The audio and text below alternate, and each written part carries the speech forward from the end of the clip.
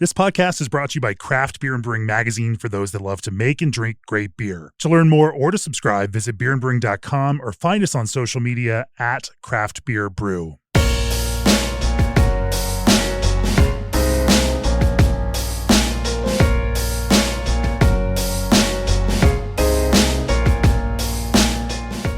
Integrating used and new equipment and brewery design is the focus of this special Tuesday Spotlight episode of the podcast. It's no secret that the craft brewing industry is facing headwinds, and with that comes brewery closures and a flourishing used equipment market. But as we all know, buying and integrating used equipment doesn't mean just plug and play. What looks like an incredible bargain in used brewhouse or cellar equipment could just as well turn into a nightmare of a money pit without strategic planning, thorough integration, thoughtful moderation, and on-the-fly creative problem solving. If you're building a new brewery, an expansion brewery, or upsizing the brewhouse in your current facility by combining used and new equipment, this episode is designed to help you maximize value and optimize your operations. This episode is brought to you interruption-free by First Key Consulting. First Key is the leading brewing and beverage industry consulting firm, having worked around the world in over 50 countries for over 35 years. First Key has some of the most talented, interesting, and experienced experts who provide their clients with independent and comprehensive advice and work with them to implement solutions in every area of their business. Service areas include strategy and finance, engineering, operations, supply chain and sustainability, marketing, sales, and people and organizational performance. For more background information, including client case studies and leadership group, please visit www.firstkey.com. Joining me for today's episode are Mike Gerhardt, Senior Advisor, Technical Services at First Key Consulting. Welcome to the podcast, Mike. Thanks for having me. Mike works with breweries of all sizes and scales to optimize performance, scale operations, and navigate complex projects from greenfield builds to existing facility equipment integrations. Prior to joining First Key, Mike had over 25 years of experience working with breweries such as Hill Farmstead, Dogfish Head, Otter Creek, and Coors. Also joining us for this one is Andy, Joint Director of Brewing at Big Grove Brewery. Welcome, Andy. Hey, Jamie. Thanks for having me. Andy is responsible for all beer made at Big Grove's 5 different operations, including 2 production facilities and 3 tap rooms. Under Andy's leadership, Big Grove has become the #1 top-selling craft beer in Iowa, surpassing Blue Moon and Leinenkugels.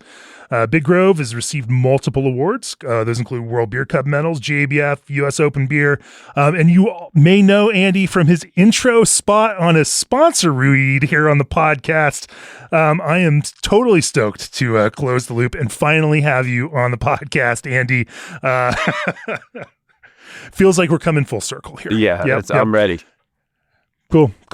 And what you guys have done at Big Grove is absolutely incredible. We've written about it numerous times in our brewing industry guide, being able to grow the brewery in such a multifaceted way, creating expansions that make sense. And you've done that thoughtfully, using a mix of new and used equipment. And that's exactly, we're going to go through a number of case studies with Big Grove through the course of this today.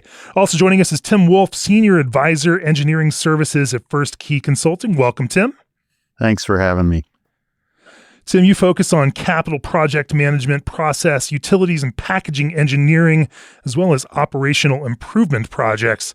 And prior to joining First Key, Tim spent 15 years with AB InBev in engineering and project management roles, where he worked on various projects across 18 breweries in North America. And he also managed and led integration expansion projects for their craft breweries. Over the next hour, we're going to look at a few different case studies that highlight the challenges of mixing used and new brewing equipment. And we're going to talk through strategies for compatibility, efficiency, and safety. We're going to emphasize thorough preparedness. We're going to share insights into engineering and problem solving for high-performance brewing systems with a focus on creative solutions for equipment integration. As always, our goal is sustainable practices for brewery design and operation that maximize value and environmental responsibility while also ensuring safety and long-term efficiency. Let's kick things off with like a bigger picture kind of, view. And, maybe Tim, you take this kind of, lead off from a high level view, in this kind of broad overview sense. As you all are thinking about integrating used equipment into, brewery projects, what are some of the kind of guiding principles that you all adhere to, that help inform your practice and process around this? Yeah, no, high level, we always go into like looking at capacity, we go through, the infancy of, projects from cradle to grave. But more importantly, you have to look at the broad picture, stamp those base assumptions early on, and use them as sort of like an ethos to guide throughout the project, because it's very easy to fall back on, hey, look, let's add over here and add over there. And before you know it, you start affecting that overall mission. So, we have a lot of clients that look at used equipment all the time, especially in the world where price and strategy is more and more difficult to, achieve or justify those projects. Generally speaking, going into it with a, clear methodology is typical for having that successful outcome of a project. There's you have to do some some groundwork there to truly understand what those production goals are, what's realistic, what's likely, look at some upside cases, some downside cases, kind of build a range of possibility that starts to inform how you can think about equipment that fits into, how each of these different cases, because future, is a series of probabilities, right? We don't have one guaranteed plan. We have this range of possibilities, and trying to think about a plan that can work within, the likely range of that becomes an important kind of guiding principle to, to think about what you buy, how you buy it, and how you integrate. Yeah, I mean, Jamie, you're dead on there, right? None of us have a crystal ball, right? Which is if we did, we probably would be in Vegas and we wouldn't fill breweries or whatever. But basically, what you just summarized, you got to go in, and Tim did this with Andy for this specific case study. You got to go in and assess what's the current capacity, right? What is the equipment capable of doing that we have now? All right, look at our boilers, look at our chillers, what overhead still exists there? So how much runway do we have with what we have? And then you work with folks like Andy and say, what's your process map today? And what are some other products you may or may not want to entertain in the future, right? So we can't just build a one size fits all. It's going to be an easy bake oven to make every product under the sun. But, the client certainly has a priority of most likely what products they want to emphasize, or what they're, strategizing with their sales and marketing efforts to make sure they're emphasizing those lanes. So then again, a future plan from there. Okay, if we want to get to this amount of barrels from where we are right now, what does that need for tankage? What does that need for utilities? And again, no one knows, right? It could be a 5-year plan. Brewery could do 5 years and 2 years, right? It could do those 5 years and 10 years, but you at least know as a stage gate, kind of every jump you want to make, what you're going to need. And I think that's an important first step with a lot of the folks that we work with, is to you need to baseline assess where you're at now and kind of have an idea of where you're trying to go, whether you're going to get there or not. And there's going to be some curves. And then that makes everything kind of that much easier when an auction does hit. Is that really the size centrifuge that we would need, or et cetera? But I think baselining your scenario is key. I think sometimes, really always, we have those baseline assumptions with the concept layout too. So they kind of go hand in hand, even if it is just circles and squares on a piece of paper, trying to get that historical knowledge of, okay, a 30 barrel tank is more or less 4.5 feet in diameter or something like that, and then you start having that evolve into what Mike was talking about with planning for the future and not boxing yourself in. Yeah, product mix also has, and flexibility around that also has to figure into this some way, right? Absolutely. Sometimes, especially as you're thinking about used equipment, in a broad sense, the beers that people made 10 or 15 years ago and what we built brew houses for, it's the same, I think about it, I hear it from a lot of brewers these days. Oh, I bought this modern German brew house that's built for lager brewing. It's not necessarily, what I need for this, and so in this era where, we're kettle souring, where, we're making, impure, 10% IPAs, where we're making, where a number of breweries are making non-malt malt-based beverages that fit into that brewing thing, and while or making lagers at the same time. Well, you like this, the demands of these on brew houses, pose very different challenges, and thinking about how you optimize for any of these product streams also has to kind of figure into the overall, while also maintaining some flexibility, because as a brewery, you may not know what you're going to be focusing on 5 years from now. That's that kind of dynamic nature of the business. Right, Andy? Well, yeah, I mean, I was going to say, we're right in the middle of this right now, where all the capacity modeling that we did for this new production facility was based on ales and, 2-week turnaround times.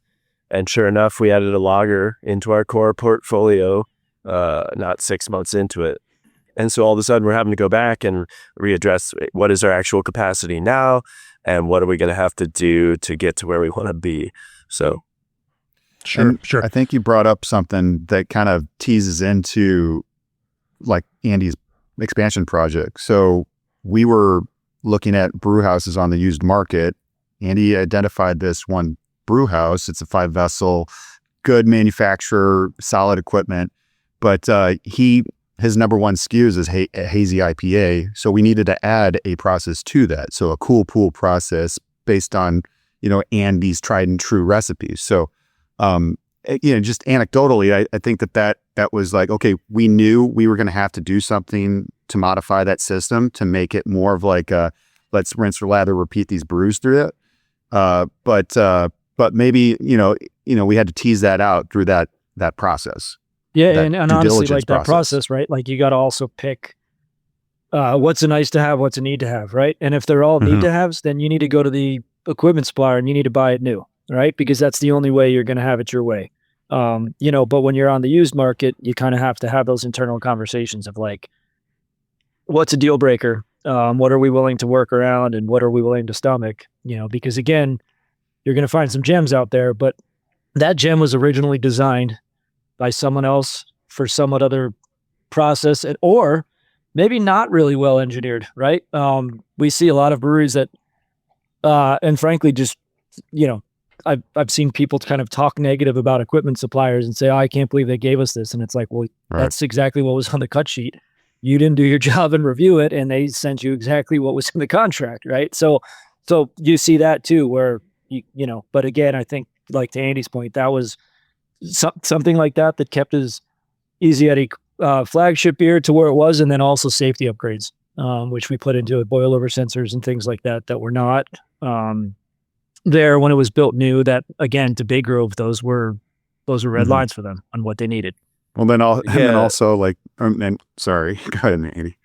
Well, yeah, I was just gonna say, on our smaller brew house, in our smaller production brewery, we were used to kind of just making some mods on the fly, and maybe like, okay, we can throw in some teas here and pull some hoses and kind of reroute things the way we want to. And like, it's not really feasible to do that on the big brew house. And, something where Mike and Tim helped me see that pretty early on in the process. You still like doing that though. Yeah, we still like doing that, but it's a little harder to do on the big brew house, Yep. Problem solving is always a part of brewing here. Sure. So on that system, Andy got, like I said, it was a great OEM, reputable supplier. But when we started teasing that information out, and I think, Andy, was it like after you purchased it or before we found that like the guy just did his own design in-house and it wasn't that? It was after, yeah, it was definitely, we found a lot of after information like that where, we had, things were kind of modified or even completed in the field. And so like the original designs were, this coming from the manufacturer, but then they got severely changed when they were actually installed in the brewery.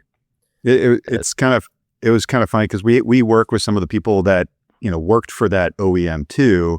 And they were like leader of the design, team for designing vessels. And I mean, again, we had the luxury of like finding out who that was, asking them about it. Many times you don't have that, right? It could be like a third party Chinese supplier or something that you're like, oh, I didn't even know they came from China. And B, like, it's just really, backlogged information. This person's like, yeah, we came up with the vessel designs and they did all the interconnecting pipe work. And they even said it. They're like, this was like I mean, you usually get a P&ID for free from us, but that guy wanted to do it himself. And think about it, all the nozzles and the geometries and all that stuff were like standard. And then that person had to then make his own P&ID drawing to accommodate that. It was, or not. or not. And so I got super lucky because we bought this piece of equipment, and I was talking to Ashton Lewis, is the guy. He's with BSG now, but he had worked for this equipment manufacturer back when this brew house was built, the Green Flash brew house. And I was talking to Ashton. I think it was late night at maybe CBC in Minneapolis, and I was just talking about what we were looking at and what we were trying to figure out. And he's like, "Oh yeah, I know that equipment." And fortunately for us, Ashton has he has a very good memory for equipment and designs that he was a part of. So he was like, "Oh yeah, you need to look at this and check on this, and you better replace these seals," and levels of detail that were hugely helpful to us getting this brew house up and running. And to the points that both Andy and Tim just expressed, and we could get to it further in the conversation, but going and actually inspecting this equipment on site is like an absolute must, paramount. Right? And still though, when these emails come out and says such and such auctions is going to happen, you're not given 6 months, right, to do due diligence. Like, you got to get on a plane, you got to go out there, you got to ask all the questions you can ask.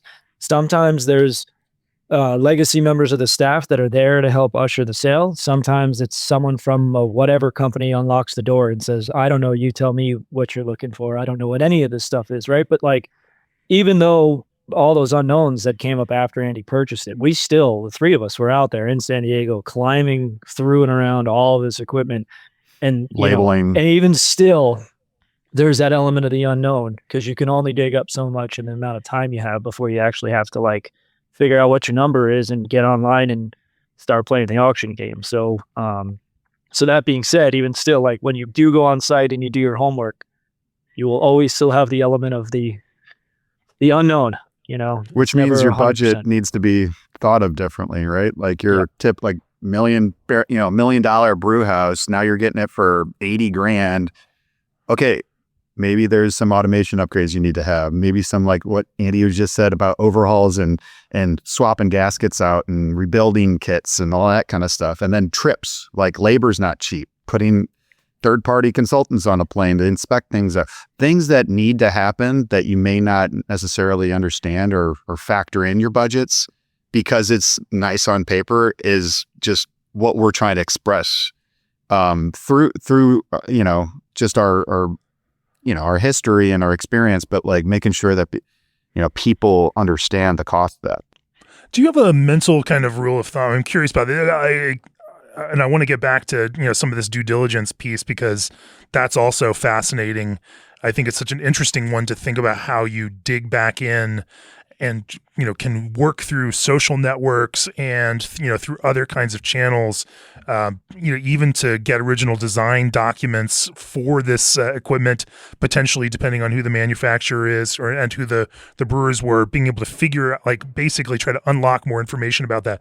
But and so I want to talk about how that process, how you do that. But I'm curious, if you're thinking about it from a brewery owner perspective, is there some sort of just a general broad rule of thumb? If my equipment is coming through at this, used equipment auction, it's $1 million brew house that I'm picking up for $80,000. Is there some sort of factor that I should figure for what it is actually going to cost me, relative to say what that might be new? Obviously every situation is going to be unique and different, and this is not broadly applicable, but as a rule of thumb, how do you find that generally shaking out? Should they be adding 30 or 40%, 50%, 100%, as a kind of broad rule of thumb? Yeah, and I mean, this is something I got wrong when we dove into this project, and we were fortunate that it was such a low price relative to the equipment that we had plenty of room. But I mean, it depends a little bit on what the equipment is. If you're buying a fermenter, it's there's not a ton there necessarily that you're going to have to figure out or refurbish, or there's not a lot of technology associated. The brew house, you don't know what you're walking into. So, that one, it might be a case by case, but I would think you'd want to be 30% or below of the original cost. Just a really rough number. But I mean, when we went down to San Diego, so just a little perspective. So we were looking for ways to expand Big Grove, and we were kind of scared by the number when we looked at all new equipment. And we saw that Green Flash in San Diego was going up for auction. And we're like, okay, this is about the right size for us. It's nice equipment from a reputable manufacturer. This looks great. And we kind of got into the auction mode day of, and we had done some research, but probably would have done more if I had the chance to do it again. And so the price was so low, we jumped in. We bought a brew house. And then I went down there, and I had Tim and Mike meet me down there, and we kind of assessed what we had just purchased. And it was a surprise. It was the brew house looked great. All the stainless looked great. It was in great shape. It had been well taken care of. But the biggest surprise, I went to the control cabinet for all the brew house controls, and I opened the doors on that thing, and it was a wide-eyed moment. Yeah. There was a lot of modifications had been made. It was No very old labeling. electronics and PLC equipment, and it was just like, okay, this is at a level that I didn't anticipate, and we've got a journey ahead here. So I think, just circling back, I mean, it's really situation dependent. If it's a brew house, you got to really know what you're getting into. I would encourage a pre-visit before you get into that auction scene, just to know how much you might be putting in the back end. And it's a risk assessment, really, is what you're asking for. Like, what level of risk are you comfortable in taking on? And in Andy's case, he weighed a $1.5 million brand new brew house, and he's like, if I bought it for 80, okay, there's some contingency built in there naturally if I'm using that new budget nut line as my number, right? But like the trap that you can kind of fall into is, well, no, my baseline is now 80, right? So if I go over that, then I am negative, and it's going to be difficult to absorb that just, from an ownership perspective. But whereas if you go into it thinking this is $1.5 million brew house, and I'm going to get it for about 30% of that original cost. So this $80,000 brew house is really going to cost me $500,000, which is still $1 million less than the $1 million brew house, but it's quite a bit different than what the $80,000 price tag looks like. Right. Yeah. And again, go on, Tim. Sorry. Well, I was just going to say, it did look well maintained or whatever, but it didn't end on a CIP, it was still dirty. And then if there's grain in there, think about when Andy actually got it and when he actually put it in service, it was like a year and a half later. Right. So anyway, that stuff just comes at a cost too. Yeah. And I was just going to point out that it's again, if you've got the opportunity to do your homework, like Tim said, it's a risk assessment. Look at it, and you got to kind of triage what you're going to buy. In the case of a brew house, right? Call up someone, reputable third party machinist, and say, if the mash mixer motor gearbox drive is totally shit, what does it cost to replace it? On the lauder tug, drive assembly for the raking unit, if that's totally gone, what am I looking at? Look at, I'm going to have 10 associated 3 to 5 horsepower pumps. What's that cost, right? You got to kind of just look at some of these things and just kind of in the back of your mind. It's like that ultimate risk assessment. When you walk in a room, you got to scan the room and see where you're open to risk, right? And that's kind of the same with this, right? As Andy pointed out, a fermenter, right? You're going to have to be my bid price, because what am I going to fix the fermenter? If it doesn't hold liquid or the glycol jackets are shot, we're scrapping it, right? What are we out there? Centrifuges, some of those are a little easier, right? You call up the OEM and be like, hey, how often did you guys go in there and do major or minor service? And they go, we never heard from the customer since the day they bought it. You go, okay, good to know. But again, on the brew house, and again, the number too, the 30% or whatever, upstream, you as a company need to the best way to succeed at auctions is to have your mat, right? And you get caught up in the emotion when people are bidding and you're like, I really want this brew house or whatever. When your number gets hit and someone keeps bidding, you got to walk, right? Because that's the first stage gate in controlling your budget. And if you let that number run wild, it's a long slippery slope until first brews. So, but again, I think you got to type of equipment. Same thing too. You buy a boiler and there's no maintenance records. you can only see so much. Like, did they actually blow this thing down on a daily basis? Did they use, but again, site assessment. All right, there's chemical drums, there's pumps. It looks like they were doing some chemistry here. You got to be a little bit of a investigator. And again, having direct relationships with lots of equipment suppliers totally helps when you can call someone up, because it is an interesting balance, right? The person you're calling wants to sell you something brand new, and you're trying to be like, but I want to know if you have any information about this thing that's used that might be of value. So again, you got to service kind of factor. Yeah. risk assessment. You got to tease that to get your number, and then hope for hell. On the third party side, and this comes with like those bigger organizations that have like well-oiled maintenance departments and managers and procurement people. Like that was a good thing to just kind of go into a project like this, because, and I'll shout out Motion Industries all day, every day. They're nationwide, but like they're just like a third party, one of many, that can help you with like, yeah, we got several of those gaskets or several of those pump seals, or we can give you new pumps and motors and gearbox drives and all those things that can save you cash on the back end as well, because you're not having to go to like a top of the line OEM that has a spare parts, strategy and inventory, but they mark it up maybe, or they mark it up several factors. But that's where those third parties can help you out. And then also you could start figuring out, all right, are there alternatives to materials like, titanium or stuff that just like they got very savvy with, and now they're stretching that part life cycle even further. You don't even have to change it out every 6 months. You could change it out every 3 years or something. So those guys save your butt, especially on the used equipment side, because either of the lack of information, or it's just the smart thing to do from a cost perspective. Well, and to that, to Tim's comment on utilizing a third party, right? Because like what Andy didn't bring up thus far when it comes to your overall budget and the equipment, like what's the labor component, right? Like, does your team have the bandwidth and capacity to like go down these rabbit holes and search up man-weight gaskets that may or may not still exist on the market, right? Like that's all comes at a cost to your organization, both in monetarily and in productivity. So again, if you can rely on other people where you just say, hey, do an audit of all the pumps in this brew house and let me know what seal kits go with it.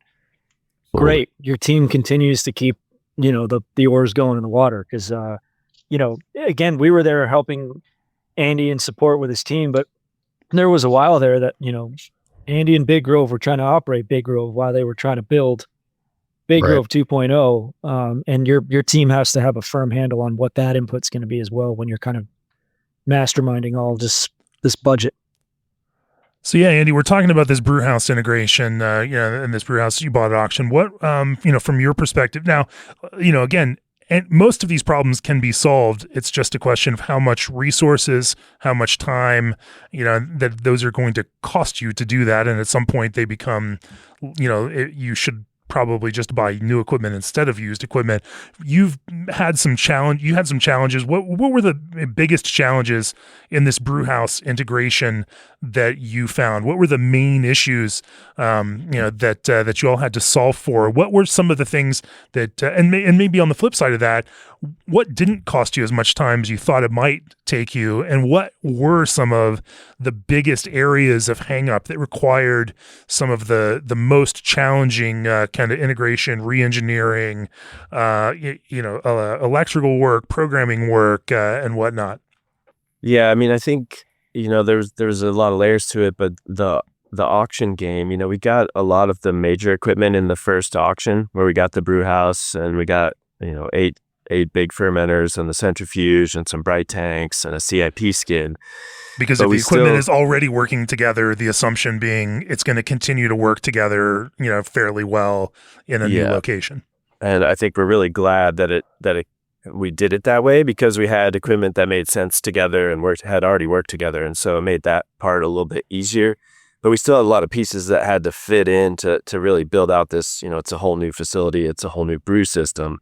And, I would have severely underestimated how much time I had to put into the auction game to kind of piece in all the rest of the equipment that we needed. It was hours. Like I was putting days into the auctions of doing the research, figuring out what we needed, figuring out if it would integrate with what we had already bought, and I was very fortunate to have Tim and Mike, available to bounce things off of them and be like, hey, I see this, HLT that's up in Boston.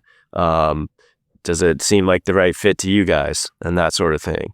Because by the way, the HLT and CLT did not come with the brew house like you would expect it to come.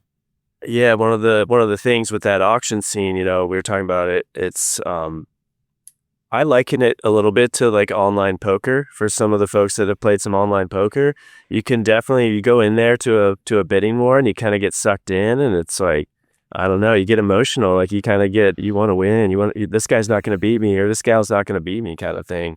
So you got to have your number, you got to stick to that. But then there's a lot of back end to that as well, where like you bought all this equipment, we bought a 5-vessel brew house with a platform and all this equipment.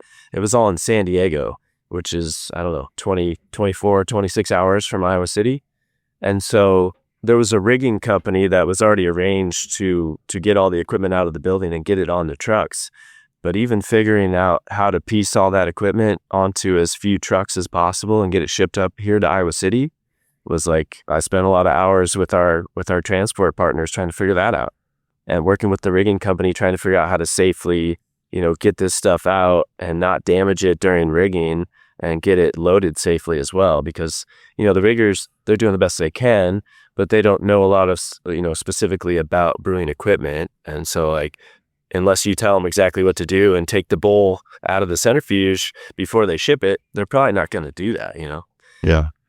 But so there was a lot of that. And then once the equipment got here, we were in a kind of a unique position where we didn't actually have a building to put the brewing equipment in after we bought it. So we shipped up, it ended up being like 18 truckloads, 18 semi-loads that came up from San Diego. And most of the fermenters and brights and everything went just out in the parking lot of a warehouse that we had. And then we had a commercial condo to put all the brew house equipment in. But I mean, and again, so many days and hours put into rigging and unloading and getting tanks put away, knowing that it was probably going to be a year plus before they were going to be put into service.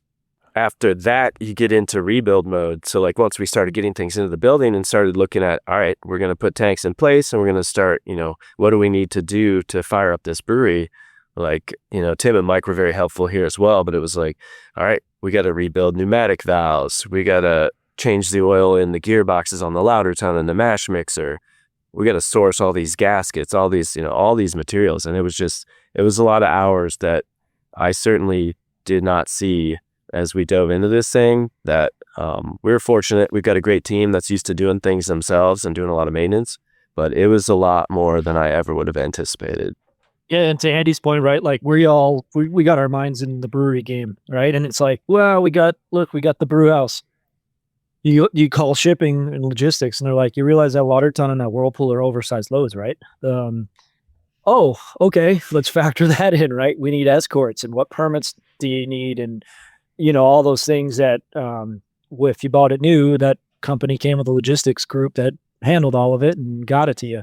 But things that you're just not normally wired to be thinking about are openings in the new building that is going in. How is this getting into the new facility? Do we even have a spot? Are we cutting a hole in the ceiling in the roof now, or putting in an overhead door? And again, Tim was really helpful with that, saying at the new facility, like this overhead door, we got to blow this one out. But it's like, and again, when you find out about the auction until the day that you may bid on it, you only have so much time to really turn all these stones over. And there's a lot of them. It's interesting to have to move that quickly, especially on something like this, knowing that you're that far ahead. Why, Andy, were you working that far ahead? I mean, there's the time issue is certainly one. We talked about it before. Like there's almost a decay, that happens, in terms of institutional knowledge on a system, and the longer that it sits with how being operated, the more the people that worked on it, and the more the knowledge that did exist there, starts to filter away as people go do other things. But then now you have this thing that sits for a year. Why did you feel like you needed to move so quickly on that? I mean, we thought it was a big opportunity where we had been looking at ways to expand our capacity, and we had been talking to Tim and Mike about how to do that, either in our existing space or if we built out new. and frankly, we were just scared by the price for a brand new facility at the scale we're talking about. And so we were just kind of banging our heads against the wall trying to figure out what to do. And when Green Flash went up for auction, and we saw literally, I think I was out in Denver, and I checked in on the auction the morning of, and I saw that the brew house there wasn't much action. It was at like $25K. And I text our CEO, and I'm like, hey, not a lot of movement here. Might want to keep an eye on this. And so when it got to, we focused in on the brew house, and when it came to us at $87,000, we're like, this seems like a great deal. This seems like the way that we can expand our capacity for much less than the new price. And then that was the beginning of the snowball down the hill, where it was like, all right, now we got a brew house. We need everything else. And one of the tricks of the auction, the different lots, they all get extended based on bids. So for us, like the HLT and the CLT had already sold before the brew house closed. So by the time we knew we had the brew house, those tanks were off the table. And so we had to kind of figure that out down the line. But fortunately, most of the cellar and the centrifuge and all that was still available. And at that point, we're like, all right, we're in this, we're going. And we jumped on all that stuff and just bought as much as we could basically from that auction. You guys have talked about it a little bit, but this is going into a new build, facility, and had to wait for that new build to get up and running. As you then started, planning around this brew house, what were some of the biggest challenges that you faced in, the filling those gaps with some of the other equipment that it needed, but also kind of modernizing and bringing it to what people would want now, in a brewery that's going to work for the next 10 or 15 years? Yeah, and that was a tough one for us because, like I said, we looked at that control panel down in San Diego and we're like, oh boy, we can reanimate this probably. And, I started talking with different vendors about it, automation guys and electricians. I'm like, what do you think, about rebooting this old PLC system? And they're like, yeah, I'm sure we can figure it out. They're like, you're going to spend a lot of money and, time of figuring out how to do it and making sure it all works again.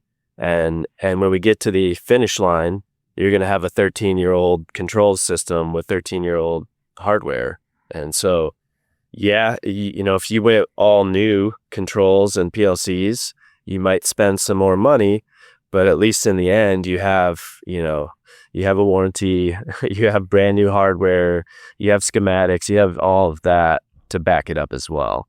You're furthering that decrease of risk, right? Like that's where we were having that conversation. Like I always went back to how well do you want the startup to be, right? Do you want it to be like 90% great, 100%? Like how do you always got to look at the end first in order to see how you want to get there. And I mean, that was a perfect example. And that's why Andy was like, yeah, I think let's get new level transmitters. Let's get new level temperature probes.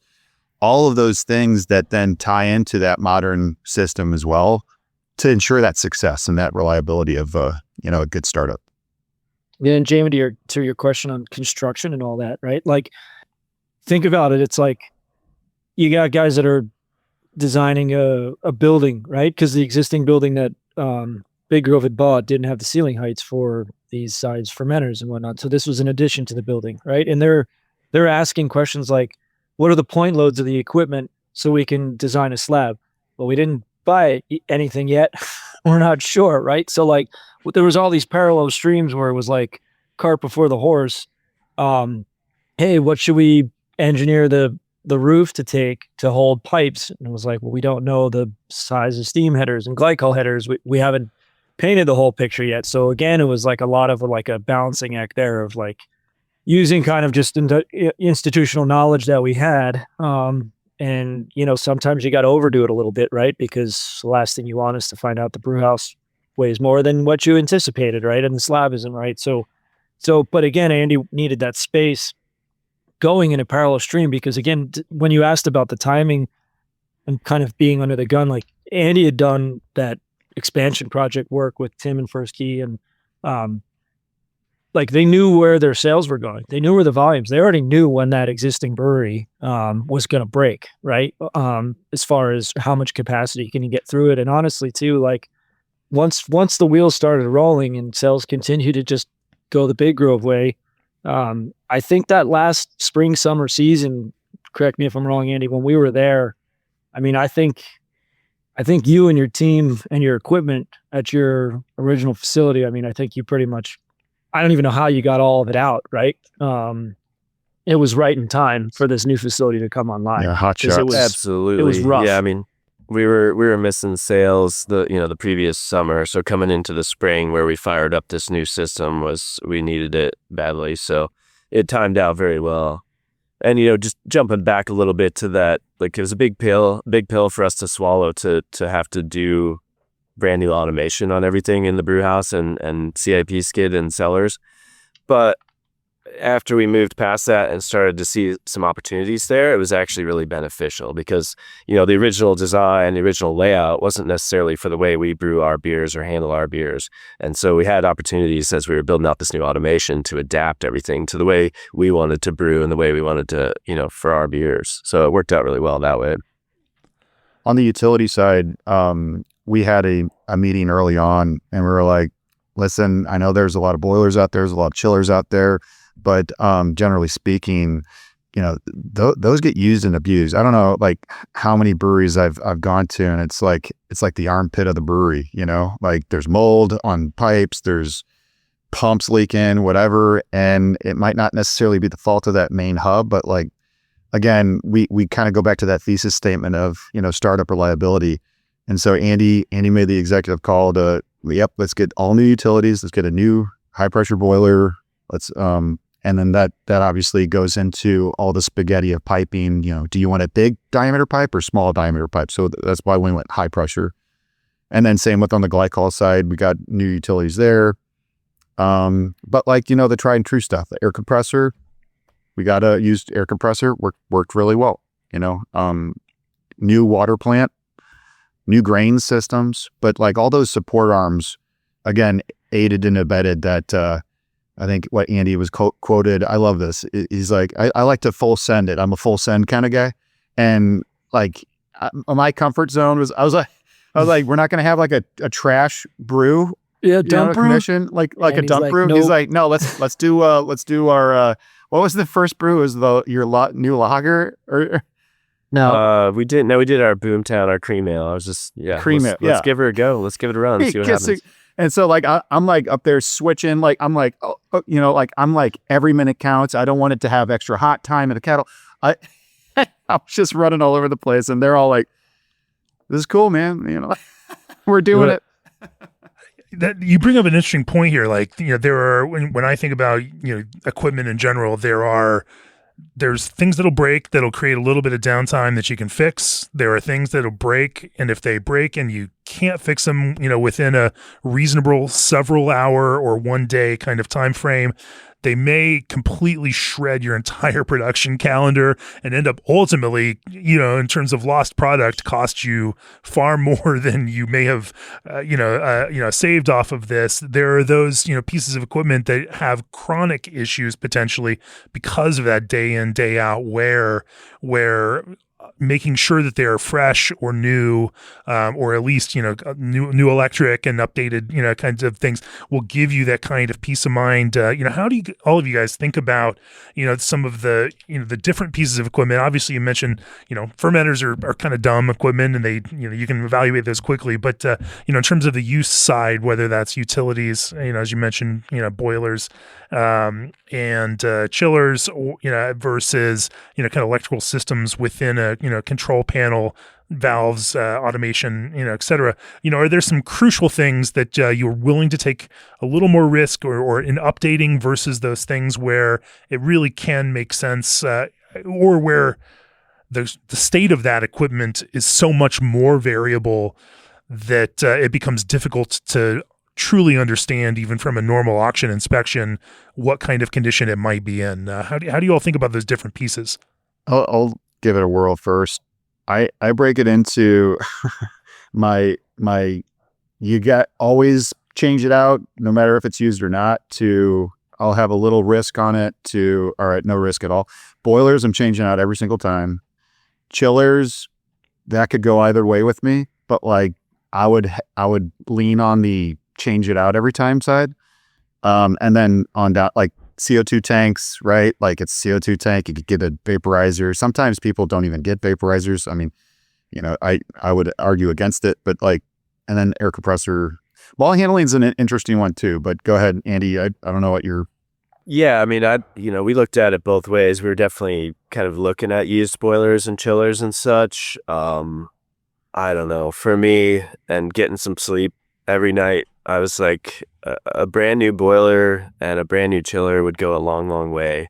They're so critical to, to everyday operations. And it, like you said, Jamie, like if those go down, especially with like a boiler, if you have a serious or catastrophic thing with a boiler, I mean, you could be talking weeks, months. I mean, that could be a big, big deal. So I felt really good about going the new route on the boiler for sure. The chiller, I think similarly, it was like there was a few used options, but we were kind of probably going to be compromising on size or capacity or whatever. And so getting a new unit from G&D just felt like the right move. Yeah, and I mean, I think you got to look at the overall project, right? For Andy's sake here, this was a whole brewery, and it's like, if you can have some wins and get a brew house at 30%, like how many wins do you need? Use some of that you recouped and put good heartbeats into the facility, right? Again, the stuff that's going to let you sleep there at night, right? Like in a perfect world, and money wasn't an object, like, right? You get 2 boilers, right? And you run this one a week and then run that one next week, and you always have a backup if one goes down. But the reality of it is that's not in the cards, right? So I like that, by the way. Redundancy, I like it. Yeah, the engineer, redundancy, right? But most craft brewers, like my experience in craft brewing, is you got a lot of single points of failure in your facility, and it's a matter of figuring out how to maintain them. The big thing too with utilities that we found, which is also interesting, is like you're only going to get so much maintenance records. But again, the site visit, looking at one piece of equipment says a lot, right? Like just going in to a brewery that's up for auction, immediately how well was this team cleaning this equipment. You knew probably what level of SOPs, the Sharpie markers all over the sides of tanks instead of actual records. Yeah, how do you know that, Mike? As a brewer, man, like you walk in, right? I mean, our work nowadays, I'm in a different brewery every other week around the world, right? You see it all, and it's like, those are exercises that when you walk in and you go, wow, like this place, not only did they close down, but they actually had a cleaning crew come back and they button everything up. It's like, it says a lot about your understanding of how that facility was probably running when they were banging. So if beer was left in tanks, what's that? If beer was left in tanks, or some tanks were still like under pressure, like, was it just like, all right, everybody leave and everybody just left, or systematically did we actually do this to make the best bang for the buck, or like whatever the situation was. Yeah.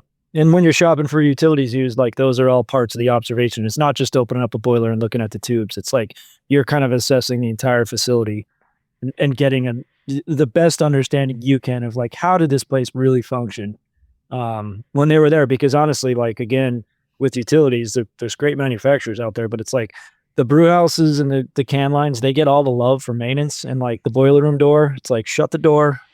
Don't look in there, right? It's very easy to just like pretend that stuff doesn't exist, yet they keep your entire facility running, but they get treated pretty bad sometimes. Mike, I was impressed with Mike when I first met him. He's like, we were going into this brewery, and he's like, I got to go check to see if the boiler was blown down. I'm like, you do that, Mike? Nice. Like Mike touched all the things. Like he's a good brewer, right? They all add up, and it's like, all right, and you find SOPs like in a folder, and like they're well done. There's a template, there's document control. You can see rev numbers. It's like very small things that it's like, all right, they actually were running a business here, and it wasn't inspection just like, logs that are on the equipment. Yeah. I think some of the analysis for us too was being realistic about our team and our organization. And like we have a lot of homegrown talent, and we don't have a maintenance person on staff. And so some of those pieces that are a little bit harder to work with, anything that was going wrong, we were calling an outside party to come in and fix it or figure it out. And so having new just took a lot off the plate in that regard and allowed my guys to just do their thing and worry about brewing and not so much about if the boiler's going to fire up today or not. Shout out to the Andy Big Grove team. They were the best. Like it was awesome getting in there and having the support of all the Andrews. There's several Andrews on staff. But like it was fun working with those guys. They kicked it in, and I mean, because Andy brought it, like all the non-sexy stuff, right? Think about how many valves were on that brew house, right? Either manual or pneumatic. And they just there was a table there, and systematically every single one they rebuilt, right? And tagged it so that when we put the thing back together, we weren't putting in valves that you find out on startup day. But like all of that stuff, I mean, those guys, they touched everything. Even every tri-clamp, whoever tightened it down, put a piece of electric tape around it so everyone else knew that was systematically they'd gone through so we weren't having leaks. But it's like, yeah, Andy's team, by the time that system made work, like I had their fingerprints on every square inch of everything. Yep.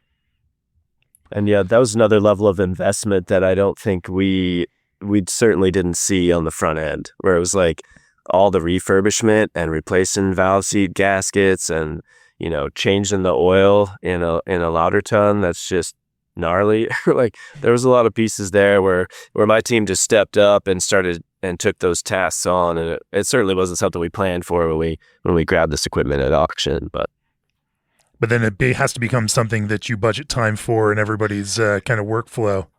Yeah, I mean, while they're still making beer, doing other things. Yeah, exactly. And so, yeah, we just had everybody stepped up and kind of took it on as side work where, hey, if we got a light day, can you rebuild some pneumatic valves for us today and replace some valve seat gaskets? Awesome. You know, and Tim and Mike were willing to get their hands dirty too, as I don't know if every consultant would put on the gloves and start digging the slop out of a gearbox on an old lauter ton, but those guys were willing to do that. Birthing gloves. Cow up to my shoulder. Needed it. Yep. Yeah. All right. Well, we've talked about this in the brew house context. Let's talk about cellar for a little bit, and then maybe we'll move on and talk about a little bit of packaging and integration, because I think all of these kind of fit there. And I want to make sure that we touch on each of these spots as we go through it. You know, in terms of cellar, we've mentioned obviously that fermentation tanks are probably one of the easier things, for you all to kind of evaluate and integrate into a system. But then at the same time, integrating tanks into kind of a modern brewing automation system, also kind of creates some challenges as you all, look at and evaluate used equipment, and Andy, I imagine you're pulling from some different sources now. Obviously you've got this greenhouse, brew house and fermentation cellar, but how do you all, think about evaluating that equipment? Is there any work that you put into it or any red flags there? And then, what are some of the biggest challenges in integrating that older, fermentation tank equipment into a modern cellar? Yeah, I mean, we learned some lessons there as well. I think we got eight 250 barrel fermenters from Green Flash that are our favorites. We got the catwalk for the upper parts of the tanks as well, and we got the hop elevator. So like that part of our cellar came together really well and works really well with our brew house. There were certainly some lessons learned on just the fermentation, in those tanks. They got 3 independently controlled jackets with multiple RTDs. So we had some learning there. I think the piece that really came up for us though, after those 8 tanks, we kind of filled in the rest of our cellar with random fermenters from other auctions across the country.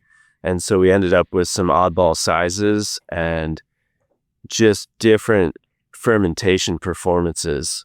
So like we've got some 180s that came from a brewery in the Northeast, and they only have one RTD kind of at the belly of the tank. And so like the way we have to control the fermentation in that tank is very different than we have to do in the 250s. And it's kind of it's just a consideration that we didn't have on the front end, where it's like, all right, we don't want to move a brand between the 250s and the 180 because of that different fermentation character. And so it's working out fine, but it kind of locks us in to where certain brands can only go to certain fermenters because we don't want to have to try and juggle the change in how that fermentation performance goes. Yeah, Tim also played a little Tetris, right, with engineering, because you got multiple manufacturers of tanks, right? And come to find out that the glycol jacket rating on some of these tanks was very low, right? So you can't design the entire glycol header and choke and slow down pressure and flow in all these other tanks that need a higher flow to get the cooling results that they're looking for. So like, I mean, Tim could get into it, but I mean, the glycol header now has 2 independent loops, one high pressure, one low pressure, et cetera, because you either scrap these tanks or blow the jackets eventually, or undercool all these other tanks at a higher rating. So again, it's very easy to say fermenter's a fermenter, but like OEM across the board, there's really no standard, right? And that was something that I think at first we kind of said a tank's a tank, but then Tim doing what detailed engineering he does, getting all the cut sheets and going, okay, this header is going to get a little more complex. I mean, I designed to what the OEM puts on the design of the tank, right? If it's rated for this pressure, I want to give it that pressure, and it's the thermodynamics that you want to maximize that performance with. I mean, it's the same on the brew house side when each different vessel, like the mash cooker, the brew kettle, everything had a different pressure rating for steam requirements. I want to give it that because then, Andy yields benefits that you don't necessarily know were there, a faster runoff time or whatever it needs to be.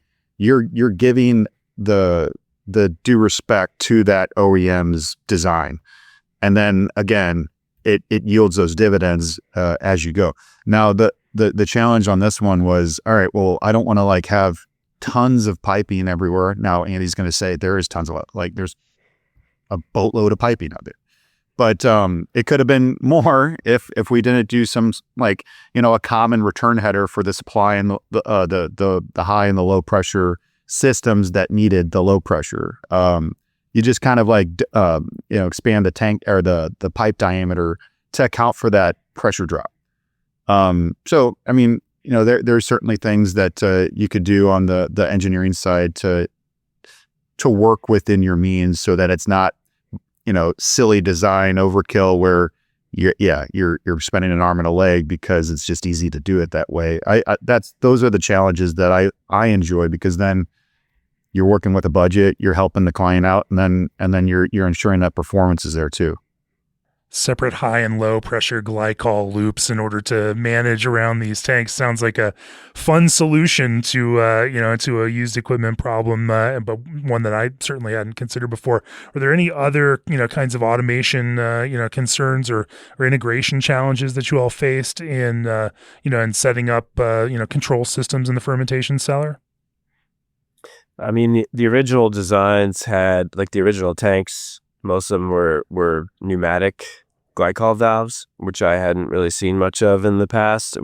All of our stuff has been electrically actuated, and so that was a change where we're putting together new automation for the cellar, and it was I want to switch everything to electrical and just not be concerned that if my air compressor goes down, that all my glycol jackets are going to close, and what's going to happen to those tanks. But yeah, I don't think there was a lot of other adventures there. I mean, the centrifuge was one. We got the centrifuge from Green Flash, and fortunately, we got really good support from the manufacturer on that and gave us great guidance on how to take it apart for shipping and storage. And then, again, it was another thing you might not think of when you're in the auction game, but we brought them in for a full major service and commissioning service and everything. And, they spent 6 days in our plant kind of helping us get that thing up and running again. And so they had an economic upside to helping you with this used equipment, and as an incentive to work with you on it. Absolutely. And so it was great because we actually were fortunate. We got the guy who used to take care of it back at Green Flash. And so he knew the machine very well and had been doing maintenance on it, and he knew it in and out. And so he came in and shared all that knowledge with us and kind of trained us on how to use it. And that was an excellent spend. That was worth, it was great. So I know those are testaments to the OEM in the first place, right? Where basically they say, as long as you do the PMs on this stuff and the services at the intervals, we build them like tanks, right? They said, look, we'd love to sell you a brand new one, but the client did their PMs, they did their majors and minors every year. If you do that as well, this thing's going to run as long as this brewery's around. So, and again, we tell everyone, as a support operation of First Key, we're there to kind of minimize the risk for the client. And again, we're not there take over on something. Like there is no replacement for just contacting the original equipment manufacturer and working with them as well. We just help to be some of the conduit, but again, like they're the ones that know best, and they will steer you in the right direction too. But again too, like in cellars, like you got a CIP skid that needed to be kind of brought up to snuff operational wise or automation wise, and then again like hard piping. And not only was this like a design and engineering thing, but it's like Andy's team has been used to moving a pump around and manually cleaning a fermenter. And now you're talking about supply and return loops and CIP return pumps and how all that works. And that was like an operator side of things as well to kind of, brewers haven't worked in hard pipe breweries before. And it's like, you mean, I put it in this pipe here and it pops out over there, right? It's like, it takes some wrapping your brain around it and really like walking the lines and putting hands on it. So it was like, it wasn't just the integration of this new equipment, but it was like, it was the next step up for Big Grove operationally, to get more into that larger brewery area. That was a collective problem to solve, I guess, engineering, operations. And again, Andy, I had to say, we're willing to just kind of do this to start. This is phase 2 again. As a company, they had to make decisions on how far they wanted to go down these rabbit holes, really. It sounds like you all, if I'm reading between the lines here, in different types of equipment, in smart equipment and high wear equipment, in, you prefer looking at auctions with OEMs that you're familiar with and that you may have potential relationships with, and that there are other, equipment categories where some of that knowledge is not quite as, vital, to this. And am I correct in that kind of assumption? Yeah, I would say absolutely. Where the vendor or the original manufacturer adds a lot of value to the piece for us, where if we know that equipment manufacturer or we've worked with them before, like it goes a long way to bringing some used equipment back to life. Some of those OEMs are actually like reaching out to us saying, "Hey, did you see this auction?" I mean, it says a lot about their character and that relationship that you've built up, and they see the light, that future service light, right? Because they want it to still be successful and still have that reputation. I mean, like reputation is critical to them. So I appreciate that. And yeah, we only ended up with a few pieces of equipment where the OEM is no longer in business, and that creates another a whole new adventure trying to figure out how to reboot that equipment. Sure. I'm sure, I've seen little rumblings of this, certain companies now bringing along almost like a certified pre-owned, kind of scenario where they're taking some of the equipment back and putting some work in, doing their own refurbishment. And it's interesting to watch that now, even in the brewery space. Obviously, it's been a thing in the car world for a very long time. But, and anyway, let's, before we finish up here, I definitely want to talk about packaging, because that's another piece of this. As you mentioned, packaging gets a lot of love from maintenance in any kind of brewery. It's a key thing. But let's talk a little bit about how you integrated used packaging equipment into this new brew house setup as well. Yeah, there was a lot of adventures for us there. I think we were unrealistic initially. We thought we could just pull our packaging equipment from the other production site over to the new one and kind of just move, switch over to the new facility. As we got more realistic about it and kind of dug into that, we're like, there's no way that's going to happen. We're not getting all these brands moved across town, and it's going to disrupt production way too much to try and do that. So we had to try and figure out. You couldn't have the downtime, while moving the equipment over. Yeah, I mean, we've got all this liquid at the original production site. What are we going to can? All of that, and then the next day we're going to move all the equipment over to the other space and like switch over. Like, there's no way you're getting that done in less than several weeks, right? Realistically, so we kind of just admitted that wasn't possible and decided to get a new packaging setup for this facility, and it was it's piecemeal. I think probably Tim put a lot of energy into figuring out how that was going to go together. We had great support from a conveyor manufacturer that kind of helped us piece it together correctly and kind of fill in some of the missing pieces we needed to make all this used equipment come together. Because I think for that, like, each major piece was from a different location. So like the depow came from Louisiana, and the filler came from Wisconsin, and the cartoner came from Colorado, and like, so we had a real mishmash that had to get pieced back together there. What were some of the biggest challenges of that integration? What are the, when you're thinking about packaging integration, what are the biggest problem children in that whole install? What are some of the things you can, kind of let slide, and what are the things that, that become real, important pieces when you're considering this future integration of these disparate systems? When I kind of boiled packaging down, like, and Andy, like, he hit it on the head. He had to get a conveyor, like a local fabricator, to help him piece it together, because when you buy pieces of conveyor, they were meant for that system that it came from. So now you're like doing a Frankenstein setup with that interconnecting thing, and it's difficult to do. That's why it's kind of like in the boiler bucket to me, like, get all new conveyor, don't even mess with the that stuff. Conveyor is expensive though. So like, I mean, Andy elected to do it and he made it work, but it could be at the concession of a V curve, which is what you design a line to. You have to design a line around the filler, and you want to have the filler running all the time. If there's downtime with the filler, that's another thing. But like packaging equipment, historically, packers, jams happen, carton flaps, materials, like all the 4 M's, man, method, machinery, and methods, all of that factors into that stuff where you have materials, and so primary and secondary containers, playing with each other.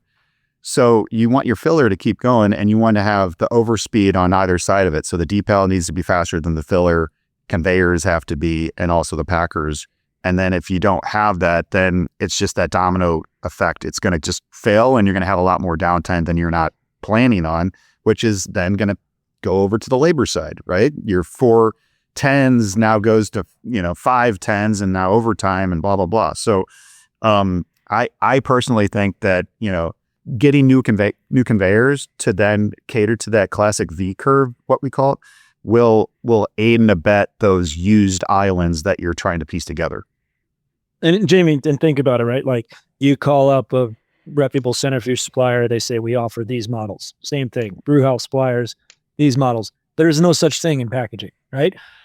It all depends on what that previous brewery's product mix was, what secondary containers and primary containers they were in. And no one says, we have all the space in the world, so just send us the whatever. They'll usually go, and it's got to fit in this area next to our loading dock, and there's columns in these spots.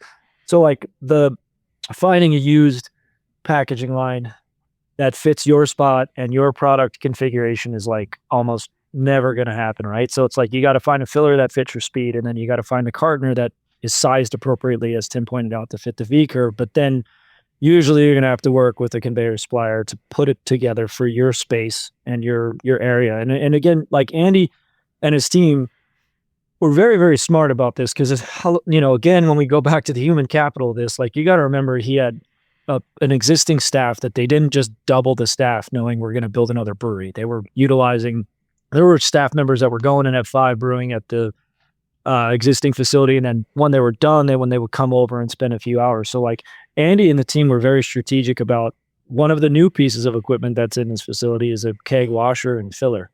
Great throughput. And they said to start, look, our people are only going to be able to train and learn so much of this at once. When we start this brewery up, we're going to focus on a couple brands, and we're doing it draft only, right? And we're going to dial in our brew house process. We're going to dial in our cellar process and just get it in kegs, right? 1 or 2 people can run that thing, 50 kegs an hour. We'll move some volume, take some of the strain off the existing facility. But again, they were very smart, because packaging, I mean, so many hands, and they get a lot of maintenance hours because they need it, right? If you don't put it in, they don't run.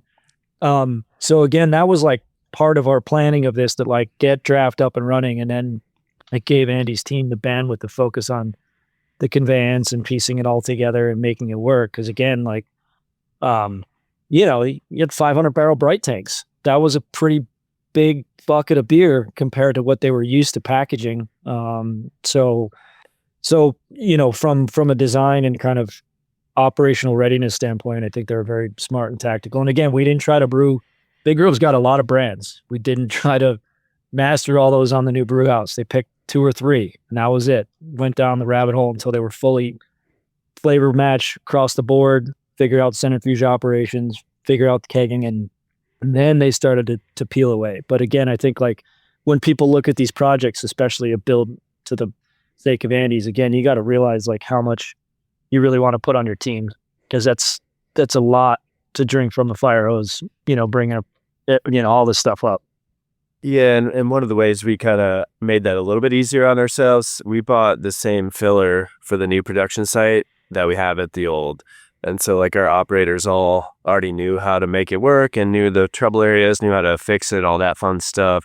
And if something breaks, they can run across town and steal a part off the other machine if they need to.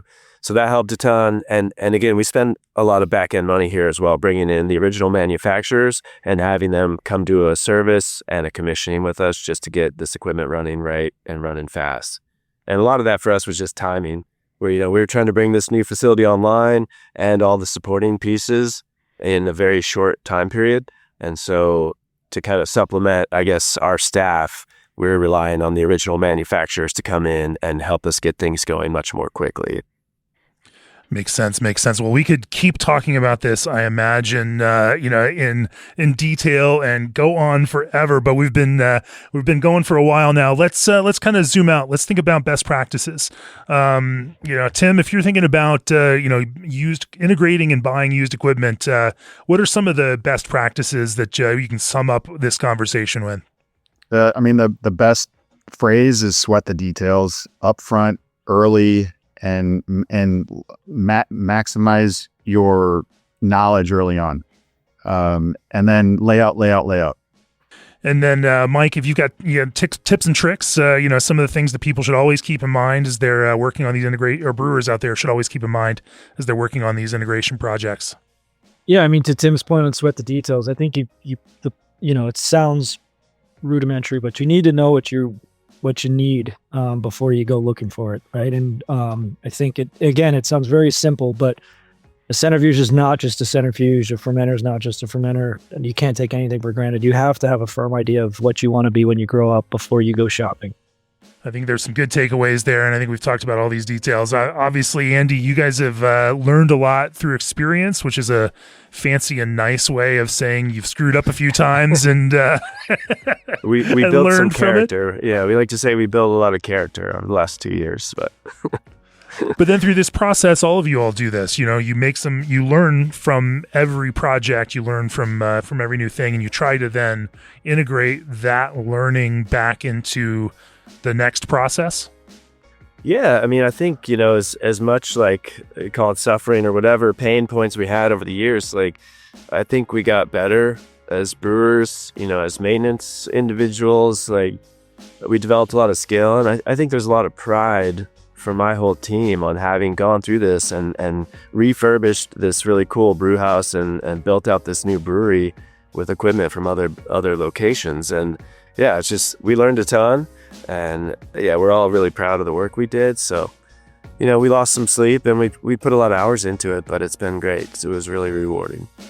That's a way of building a sense of ownership of your own plant, even though all of these pieces have come from a lot of different places. You put that much work into it and that much, love and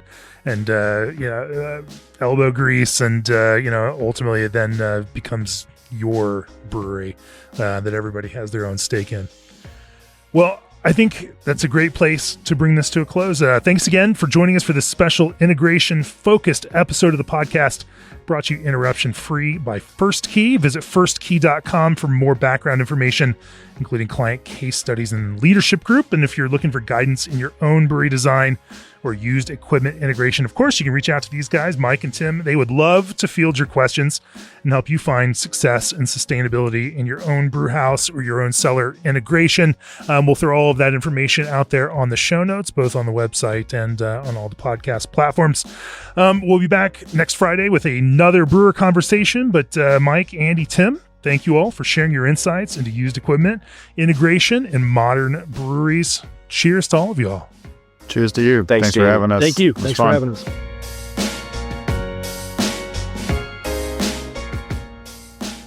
This podcast has been brought to you by Craft Beer and Brewing Magazine for those who love to make and drink great beer. To learn more or to subscribe, visit beerandbrewing.com or find us on social media at Craft Beer Brew.